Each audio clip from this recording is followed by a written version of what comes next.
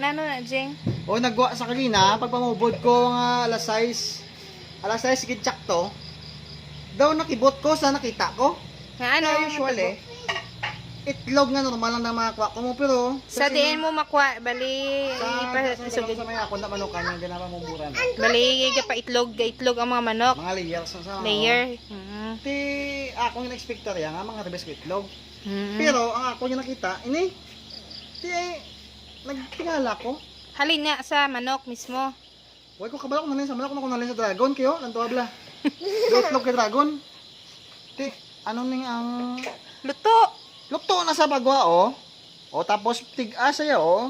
Ay, shell na buka. Basi may dragon sa sulod. Oh, luto na sa. Luto. Do Pinoy. Oh, do Pinoy siya, ti.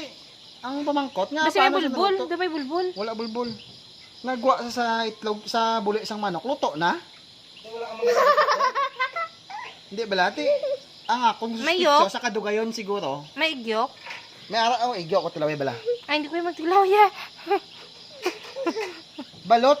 Do Nga balot? Medyo, Pinoy? Ano ka ng baho ng itlog man? Ay, do Pinoy. Baog. Do Pinoy. Iba Di ko. paano siya magpinoy nga nag-ara sa sulod sa buli isang manok. Init ang lawas ng manok, naluto sa sulod. Natamaan siguro ka init. Siguro sa kadugayon, gumalaw ang kanyang kamay. Ang kanyang kamay ang ibuli. Sa sobrang katimunyohan ng aking kamay, Gumalaw. Init ko yung lawas. At, hindi man kagina. Ay, init-init kagina mo. At po kayo siya lang isa. Nadugay ko to nga duway sa kapangitlog. Tapos sa kadugayon, dito lang siya sulod sa iyang tiyan. Naluto sa. Ang shelya, tig-ado, boiled daw, Oh, hard kita mo boiled egg. magina nga pagbuka ko nabuka. Nag-crack. Oh, nakrak. Sino nag-crack? Si Hindi, Tanyel. ay. Sino Baka sa hindi ay nag-crack? pakaw na ipriya pero hindi na siguro. Pwede na. Basi, ano na, golden retriever. Pero bago to sa harvest to Pag wala ito ba nga sa buli itlog. manok lang kagina, wala to mo. Kaya na harvest sa itlog sa iyo layered Dos. kabay. Pagka alas 6 amo na sa nagwa. Okay, sang alas 2 pa pamubod. Ato pa kami to. Ay na. Huwag pa to itlog. O, hindi siya magkaon. Nakaon na ito nga.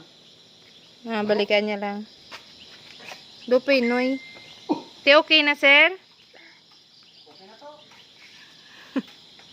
Tiyan mo lang to, guys. Ang explanation ni Mr. Pogi Sir Kinkoy. sa natabo sa iya nga itlogan nga nahamtang diri sa Sitio Suso, Barangay Gatuslaw,